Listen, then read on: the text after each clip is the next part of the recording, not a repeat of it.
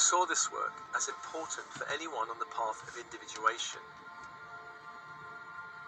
Individuation could be another word for waking up in this sleepy world.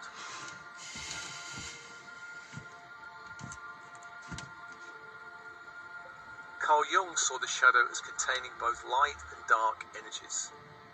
What this means is the shadow contains not just seemingly destructive aspects of the personality, but also potential creative and powerful gifts and capabilities also.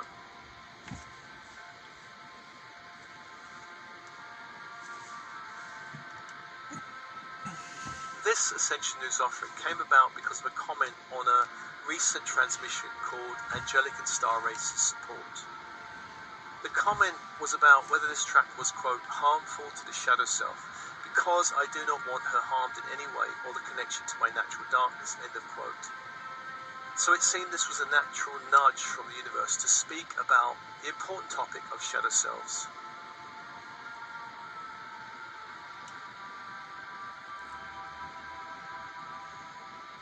The Strange Case of Dr. Jekyll and Mr. Hyde is a story written by Robert Louis Stevenson. It's a classic that in some ways appears to be the archetypal shadow story. In the story, Dr. Jekyll represents respectable parts of the personality, and Mr. Hyde is the dark shadow. In the story, Mr. Hyde begins to take over the personality, and as a result wreaks havoc on his life. This story highlights the fear we have about the dark portions of our shadow. That if we do not keep it suppressed, it will somehow take over our life and destroy or ruin us. And this kind of connection is very Freudian, because Freud believed the unconscious mind was a repository for socially unaccepted ideas, wishes, desires, traumatic memories, painful emotions that needed to be put out of mind by the mechanism of psychological repression.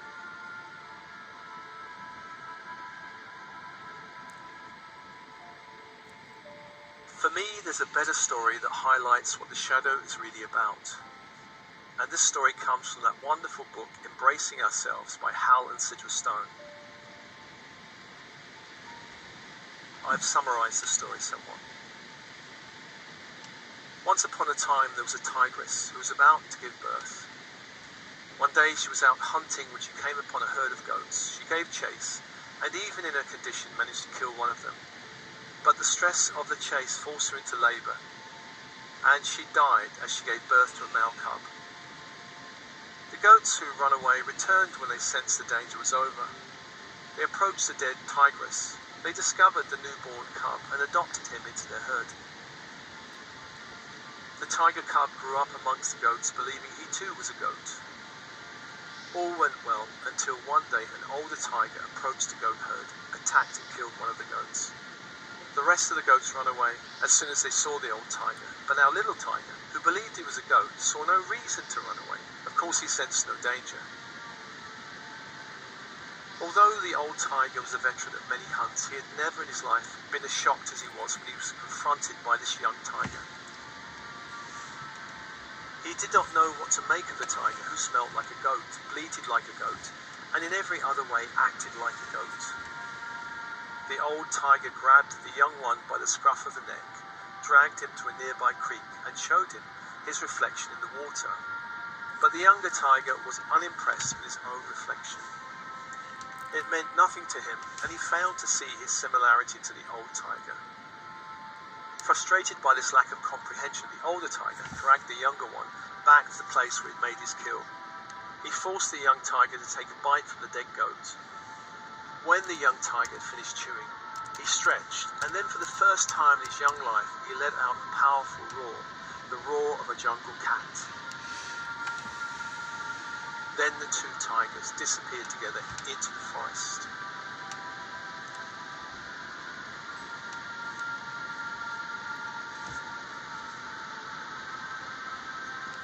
This story highlights the problem where our nature, like that of the young tiger, is raised in a culture or family to think, feel, see and behave like there's something other, like a goat.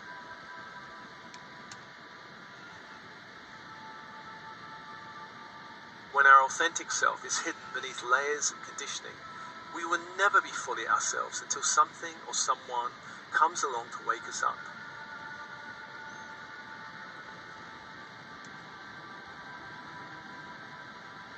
Our shadow selves are not dark, evil, or dangerous. They are parts of us that were not welcomed in the reality we were growing up in, and so we learned to ditch them. These parts fled deep into our unconscious minds, where they continued to remain until something shifted that allowed them to reintegrate with the personality.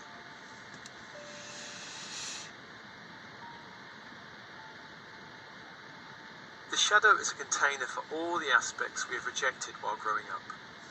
For instance, we may have been raised to be a good boy or girl and encouraged to be nice and pleasing.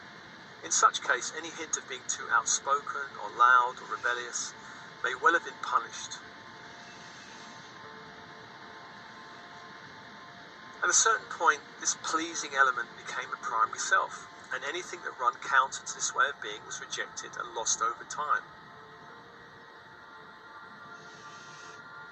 Another example would be if you were raised in a very pushy family or ambitious family, where you were encouraged to achieve, then being too laid back or chilled would have been labelled as lazy, and therefore achieving became a primary way of being. Perhaps you grew up in a critical family, and you learned to survive by being critical and judgmental back. Being too caring or loving would not really have been that safe or welcomed in the family, and would have been rejected and sent away as a shadow self. Shadow selves are disowned because they're rejected. They may be even considered dangerous. We can grow up afraid of our perceived darkness, wildness, or weirdness. We can also grow up afraid of our light, our gifts, our radiance. In my family, proper and normal were the values pushed, and anything weird was frowned upon. I disowned my inner weirdness for many years, and it caused great depression and unhappiness until I started liberating myself.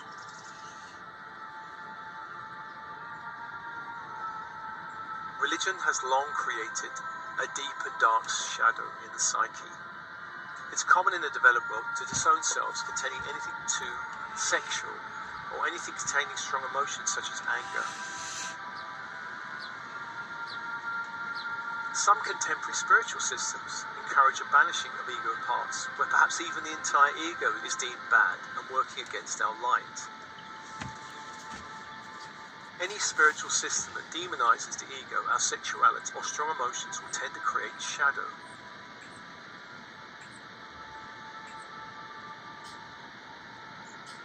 Any personality trait or impulse that elicited punishment or criticism would lead us to repress them. Some cultures, such as America or Britain, encourage being nice and independent and achieving. Other cultures, such as a Middle Eastern country, may not encourage independence, free thinking in the same way. Rather, they tend to encourage putting the family before everything else. This is how culture shapes our personality and shadow selves.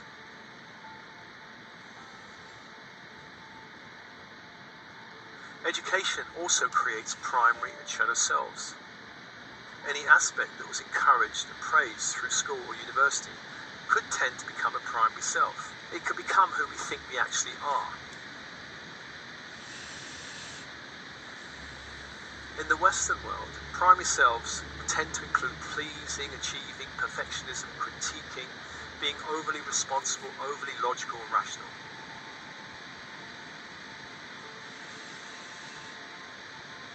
As adults, we may be encouraged to disown our inner child, our inner adolescent, our rebel, our hippie, our dropout, our lounge lizard, our messy creative self, the loud self, and so on. We may also disown certain gifts such as the imaginative self, the intuitive self, the visionary self, the clairaudient self, and so on. It's hard to really generalize because everyone's different and everyone's circumstances are different. And some individuals may become the lazy dropout, the lounge lizard for sure. As a general principle, anything considered shameful, immoral, irrational, fearful, or taboo is tossed into the shadow.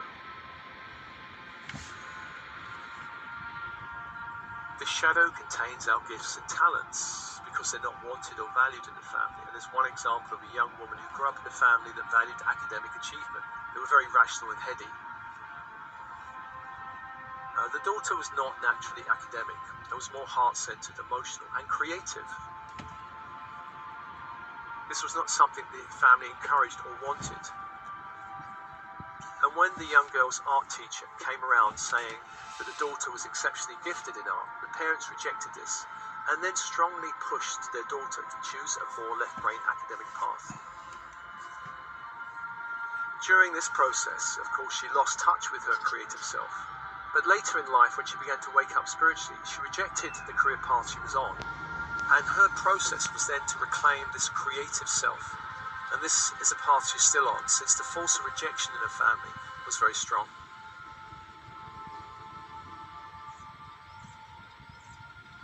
Shadow selves are banished until that time it feels safe for them to return.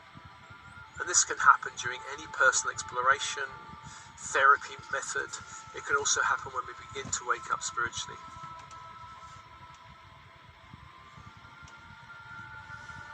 Shadow work is any process that welcomes shadow selves back into the fold of the personality. This is essentially the path to wholeness. It's also one way to shift up and upgrade the ego. We begin to make conscious that which has been only unconscious. In this process, ego parts begin to cooperate rather than be at war with each other. Shadow work is important because in order to change the world, we must change ourselves first. The more that individuals are called to look within, the more others will be encouraged to do the same. Many now are doing this work of inner transformation. The solution, I believe, to all the problems in the world exists within the realm of consciousness.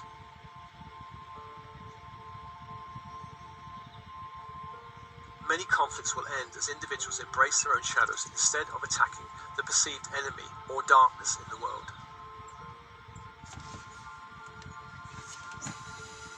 As we shift who we are being and becoming in the world, then we begin to light a candle for important qualities such as love, truth, integrity,